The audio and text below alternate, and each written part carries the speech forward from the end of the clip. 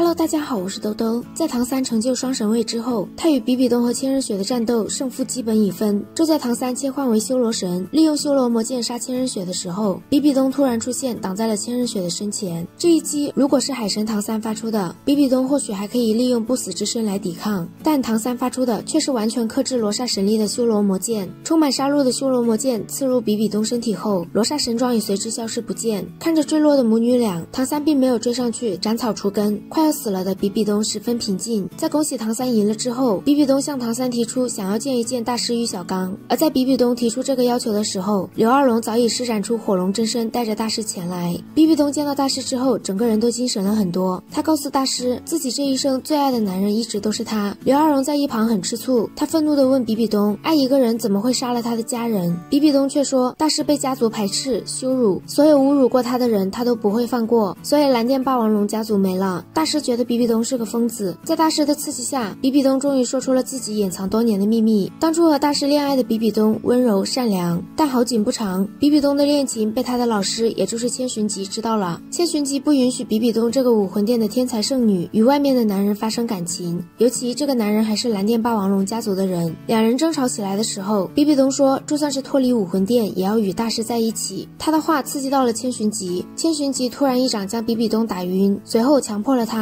千寻疾这么做也是为了将比比东留在武魂殿。当时实力并不强大的比比东甚至没有办法自杀，因为他很了解千寻疾，要是他自杀了，千寻疾一定会杀了大师泄愤。在那之后，比比东有了身孕，他被千寻疾囚禁了起来，直到千仞雪出生。比比东也告诉了一旁的千仞雪，千寻疾真正的死因。外面一直传的是千寻疾被唐昊重伤之后身亡，而实际上千寻疾是死在了比比东的手中。当初比比东趁着千寻疾重伤，吞噬了他的身体和灵魂。千仞雪不敢相信，在自己心中无比高大的父亲是这样一个禽兽，但将死之际，比比东没有必要再说谎。而听到比比东说出当年分手真相的大师更加惊讶，他质问比比东为什么不告诉自己，尤其是在千寻疾死后，比比东却说千寻疾有一点说得很对，他认为自己脏了，配不上大师。和大师分开之后，又遭遇了这些事情的他，只想要毁了武魂殿，毁了这个世界，毁了自己。虽然目前他并没有做到这些，但这么久以来，他已经杀了这么多人。比比东觉得自己就算是死也值得了，更何况在临死之前，他还能见到大师，能看到大师为他流泪，握着他的手，他已经觉得很满足了。比比东还告诉大师，蓝电霸王龙家族已经没有了，他让大师和刘二龙不要再有顾忌，可以真正的在一起。最后，比比东看向了一旁的唐三，比比东告诉唐三，自己这一生没有求过任何人，现在只想求唐三答应他最后一件事。千仞雪已经用破碎神位的代价来攻击唐三，现在他已经不再是天使神，甚至连武魂都破碎了，不会再对唐三和天斗帝国产生威胁。这一战之后，武魂帝国也不再存在。比比东希望唐三能够放过千仞雪和胡列娜，虽然千仞雪和胡列娜都喜欢唐三，但唐三却表示这些事并不是他能做决定的。一旁的雪崩及时表态，帝国的一切都是唐三给予的，唐三一个人就可以决定。最终唐三还是答应了比比东最后的请求。比比东告诉千仞雪，自己只想要他好好的平安活下去，不要想着为他报仇。比比东死之后，大师十分伤心，他的死也代表着这场战争的结束，当然也代表着这本书，也就是《斗罗大陆一》结束了。已经成为海神的唐三告诉雪崩，这一切都结束了，自己也该功成身退了。唐三让雪崩答应自己4件事：第一，在彻底剿灭武魂帝国的过程中，不能滥杀无辜；第二，10年之内不能向星罗帝国发起战争；第三，唐三表示自己不会再牵涉任何天斗帝国的事，他不再是蓝皓王，也不再是帝师。最后一件事就是等战争结束之后，将唐家军解散，收回所有诸葛神弩，交给唐门统一进行销毁，而唐门也不再参与帝国战争，而是以宗门的形式存在，并且因为暗器实在太过霸道，唐门不会再为任何人生产暗器。雪崩答应了唐三这4件事，同时他也希望唐三可以答应自己一件事，那就是让他来主持唐三和小舞的婚礼。之前因为种种原因，唐三一直没有和小舞举行婚礼，所以对于雪崩的这个条件，他欣然同意。如果有想看斗罗一盘点的小伙伴们，可以下方评论区留言告诉我想看什么盘点。接下来这个频道主要的内容应该就是斗破了。斗罗2的话，豆豆也会趁着过年这个假期把小说补一下，想看的小伙伴们可以在评论区留言告诉豆豆。如果喜欢豆豆的视频，欢迎点击订阅关注，我们下期再见，拜拜。